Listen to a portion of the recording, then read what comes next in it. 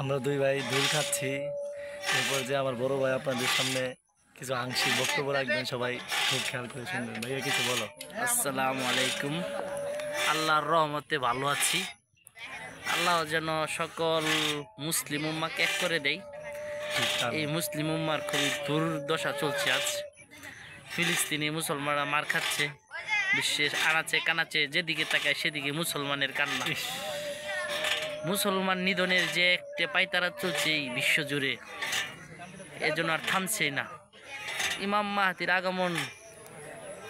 মাহাদির আগমন না হলে মনে হয় এই মুসলিম উম্মার উন্নতি হবে না।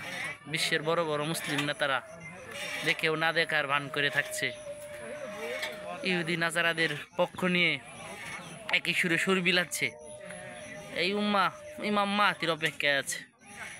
ইমাম মাহাতি আসবে, নয়তোবা আবাবিল পাখির আশায় আছে। আবাবিল পাখি আর আসবে না এই দুনিয়ায়, আর আসবে না, আর আসবে।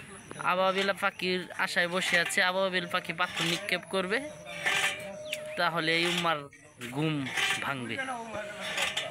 যাই হোক, আমার ভাইয়া যে কথাটা বলছি, আল্লাহ পাক তাকে কথাগুলোর উপর বরকত দান করুক। আমরা তো এটাই চাই, আমাদের মুসলিম উম্মা যাতে পুরো বিশ্বের জমিনে রচনা করে ফেলতে পারে।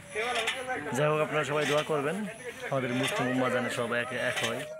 আমার বড় ভাইয়ের কথা যাতে আল্লাহ তাআলা বরকত দান করে, এই বলে আমি আমার সংক্ষিপ্ত ভিডিও এখানে শেষ করলাম। খোদা হাফেজ।